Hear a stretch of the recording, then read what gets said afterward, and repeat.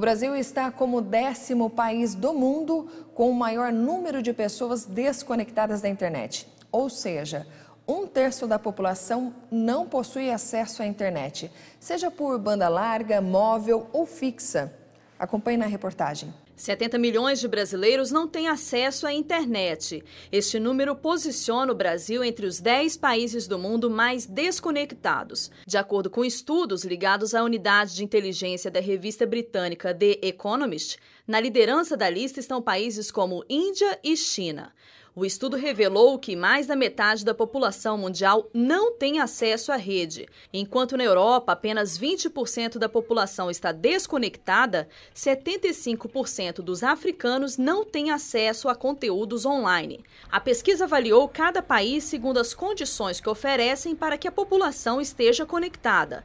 No ranking de internet inclusiva, o Brasil aparece em 18º lugar. A variedade de conteúdos foi mencionada no relatório como ponto positivo para o Brasil, o que faz com que as pessoas sejam estimuladas a usarem a internet. Durante o Congresso Mundial do Setor, que aconteceu em Barcelona, na Espanha, também foi divulgado que o Brasil possui 60 milhões de conexões 4G e 123 milhões de 3G. A pesquisa mostrou que as conexões 4G cresceram 121% em 2016. A previsão é que a tecnologia 5G seja implantada até 2020. Mesmo o Brasil tendo 12% de toda a água doce do mundo, muitas pessoas enfrentam secas severas em várias partes do país. E a situação fica ainda mais complicada quando o assunto é água potável. Quando se fala de escassez de água, é muito comum que as pessoas lembrem das secas no Nordeste ou mesmo do racionamento no Sudeste em 2015. Entretanto, esse problema não está restrito a essas áreas. Especialistas dizem que a falta de água potável vai afetar cada vez mais pessoas em todo o Brasil e também no mundo. Na cidade do Cabo, por exemplo, que é a segunda maior cidade da África do Sul, vem ocorrendo uma crise hídrica grave. O município é um dos mais importantes destinos turísticos do país e até julho pode ter o abastecimento de água totalmente interrompido. Essa pode ser a primeira metrópole mundial a ficar sem água potável. A estimativa da Organização das Nações Unidas é que, em 12 anos, a demanda por água seja 40% maior que a oferta. Por essa razão, a escassez de água é considerada um dos problemas mais graves do mundo. Outro exemplo do problema é a Itália, que enfrentou uma das maiores secas dos últimos 60 anos em 2017. A Califórnia, nos Estados Unidos, também passou por essa situação. Lá, a seca durou 5 anos, terminando no ano passado. No Brasil, a situação não é diferente. Segundo o relatório da Agência Nacional de Águas, quase 56 milhões de brasileiros foram afetados por secas ou inundações entre 2013 e 2016. Em São Paulo, o recurso esteve em falta no ano de 2015, quando a Cantareira, principal reservatório da cidade, atingiu seu menor nível da história. O Nordeste do país enfrenta o maior período de seca do último século. Já são 6 anos seguidos de dificuldade de acesso à água. Apenas no ano passado, mais de 1.200 municípios brasileiros decretaram estado de emergência por causa da seca. Todas essas dificuldades ocorrem no país que concentra 12% das reservas de água doce de todo o mundo. Quando o assunto é água potável, a situação é ainda mais difícil. Em termos mundiais, há uma tendência cada vez de maior escassez desse recurso em função do próprio crescimento populacional do planeta e da demanda cada vez maior. Então tem áreas, por exemplo, do planeta que nós temos uma alta disponibilidade hídrica na presença da água bruta, né, que é o caso da Amazonas, mas não de água de consumo. Por exemplo, a cidade de Manaus sofre muito com isso, a cidade de Belém sofre muito com isso. Ou seja, temos o recurso, mas não temos um processo de tratamento adequado a contento para toda a população. A escassez de água também deve afetar o ramo dos negócios.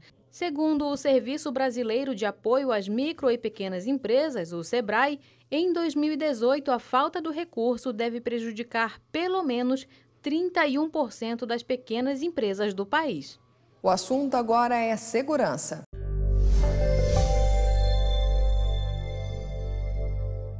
2 homens foram presos no distrito de Moreira César, em Pindamonhangaba, na noite de sábado por tráfico de drogas e porte ilegal de arma de fogo. A Polícia Militar encontrou no local da denúncia um revólver calibre 38 com 5 munições, vários tipos de drogas e R$ 184. Um homem foi agredido por populares e detido pela Polícia Militar em São José dos Campos, depois de ser reconhecido como participante de um assalto realizado no início da tarde deste domingo no residencial União. Ele é acusado de, junto com outros 2 homens, invadir uma casa, render 6 pessoas, entre elas 2 crianças, e fugir levando objetos no carro da família. Uma mulher acusada de aplicar golpes em empresas de locações de objetos para festas foi presa na tarde deste domingo em São José dos Campos. Só neste final de semana, 4 vítimas reconheceram ela no 3º Distrito Policial. De acordo com a Polícia Militar, ela alugava os equipamentos, mas na hora da devolução, ela e os objetos não estavam no lugar combinado.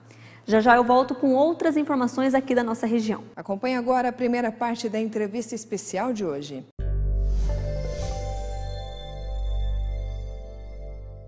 Olha, hoje nós vamos falar sobre um tema muito sensível. Eu quero que você preste muita atenção, porque se não for o seu caso, você pode ajudar alguém com o conteúdo do que nós vamos abordar aqui. Nós vamos falar sobre ecoterapia.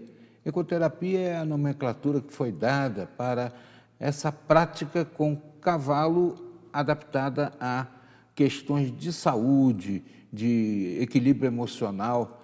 E nós estamos aqui com o Jefferson Carlos Oliveira, que é um divulgador dessa prática, um mestre nesse assunto. Tudo bem, Jefferson? Tudo bem, Cláudio. Uma satisfação muito grande ter você aqui. Satisfação é minha, né, de estar aqui com vocês. Sim, na verdade, e poder estar levando um pouco, né, para as pessoas a importância da ecoterapia, né, na qualidade de vida, tanto das pessoas com deficiência ou sem deficiência. Né? Nos quartéis, lá no Rio de Janeiro, quartéis de cavalaria, vi muitas vezes o Exército dando esse tipo de terapia para a garotada, né?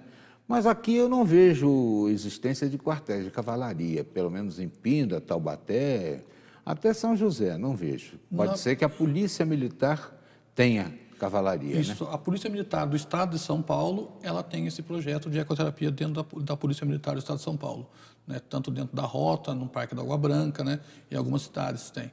A gente tem a cavalaria aqui em Campos do Jordão, né? Que se fizesse esse trabalho ia abranger um número muito grande de pessoas, mas não tem. Na verdade, no Vale do Paraíba são poucas as entidades, associações que trabalham com ecoterapia. No caso, você faz esse tipo de atendimento em Pindamonhangaba? Sim, nós fazemos esse tipo de atendimento aqui em Pindamonhangaba, né? A nossa associação, ela fica aqui na rodovia Presidente Dutra, quilômetro 92, no bairro das Campinas, Hípica Fazenda do Tanque, né? Onde já estamos com esse trabalho há 14 anos aqui na cidade. Que maravilha. Vocês atendem a que tipo de situação das crianças? São todas as situações, né? Desde o PC, paralisia cerebral, o autista, né? Todo o quadro, déficit de atenção, hiperatividade, né? Abrange todo, o adulto também. Uhum. O adulto pode ser uma pessoa que não esteja dentro desses quadros? Sim, simplesmente para tirar o estresse? Pelo prazer de montar a cavalo. Certo. Né? Em meia hora de atividade com o cavalo, você faz de 1.800 a 2.200 de deslocamento com o corpo. Né? Então, é qualidade de vida. Né? Uhum. Você trabalha atenção, concentração, equilíbrio. Né? E é uma terapia prazerosa, porque ela é feita ao ar livre. Né? Cura o estresse.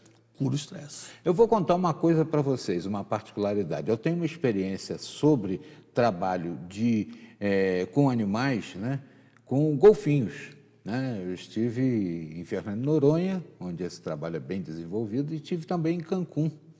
E é realmente algo espetacular se lidar com o animal. O golfinho, eu acho que é o animal mais inteligente que eu já vi na face da terra. Só falta falar. Se cruzar com um papagaio, vira gente. E tem uma sensibilidade tremenda.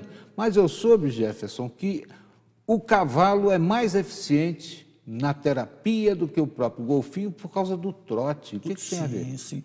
O cavalo, né, o cavalo, dentro do trabalho de ecoterapia, Dentro do passo cavalo, ele tem o passo, o trote e o galope, né? Mas dentro da ergoterapia nós usamos o passo do cavalo. Né? Dentro do passo do cavalo, o cavalo ele antepista, sobrepista e transpista. Ele pisa antes da mão, junto com a mão e depois da mão. Então, cada criança com uma patologia, eu tenho uma criança que ela tem a questão do babar muito, né? De soltar a baba. Então, colocamos o cavalo num ritmo, num transpistar, que é onde ele vai fazer a função da fono, que é a deglutação, ele vai passar a engolir a saliva. E o cavalo entende quando você dá os comandos para ele fazer determinada marcha? Sim, porque na verdade o cavalo em si, para a ecoterapia, ele não precisa ser um cavalo de raça específicas. Ele tem que atender a algumas demandas. Ele tem que...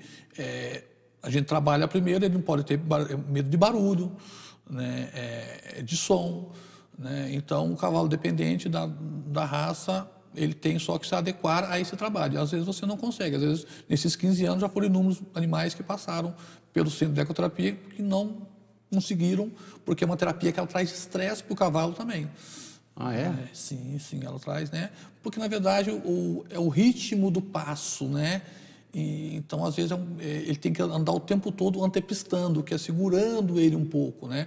Então, mas para isso a gente tem, o cavalo ele tem a alimentação dele correta, né? Ele não fica preso em baia, ele fica no pasto, né? Ao ar livre, porque a baia ela acaba trazendo o acúmulo de energia para esse cavalo, né? Então ele fica no ar livre da natureza como ele veio, né? E eles só fazem dentro do projeto, eles só trabalham com ecoterapia.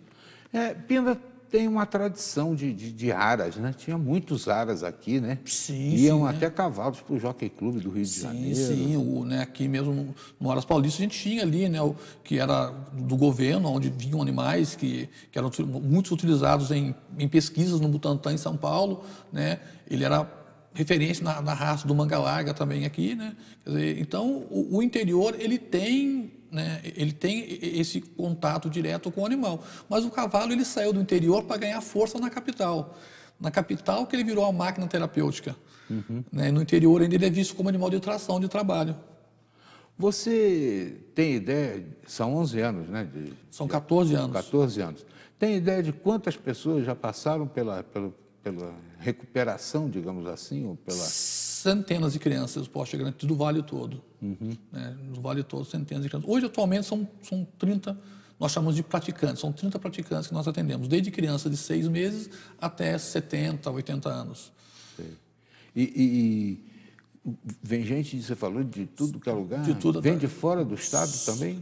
Já chegou a procura, né? Assim, mas normalmente em São Paulo acontece muito isso, porque a pessoa tem um acesso muito fácil a chegar por questão do aeroporto, né? Mas assim, para o cavalo em si vem gente do mundo todo, né? Como é que está sendo feito a divulgação disso? Vocês têm... Nós não temos uma divulgação muito pesada em termos de comunicação devido ao recurso da associação, né? Hoje é uma associação que ela não conta com recurso de nenhum órgão, né? Ela caminha com suas próprias pernas. Então, a gente não consegue fazer esse investimento, né, mais pesado. Mas hoje nós estamos tendo uma divulgação grande. Sim, nossa, hoje com certeza. Muita gente vai procurar. Vocês têm como atender uma demanda maior? Temos como atender. Hoje são 30, né? Hoje temos 30, né? Nós temos estrutura para atender 100 crianças por semana. Né? Então, hoje nós estamos aí, né, aproveitando o momento, né? A gente sabe que agora é uma época que as pessoas começam a fazer a declaração de imposto de renda e você pode abater, né? De repente algum empresário que se identifica com um projeto, né, que gosta do animal, né, que queira, né, tá sendo parceiro da Cavalgar Ecoterapia, Terapias em Movimento, né, pode nos procurar que vai ser Eu vou pedir para a gente aprofundar essa história, porque eu acho que é de altíssima relevância esse projeto, mas nós vamos dar uma travazinha aqui no galope e já retomamos aí a marcha no próximo bloco. Tá certo. O Jefferson Carlos de Oliveira desenvolve um projeto de ecoterapia aqui em Pindamonhangaba e está nos falando sobre as vantagens desse atendimento, desse tratamento a crianças e adultos também. Já voltamos.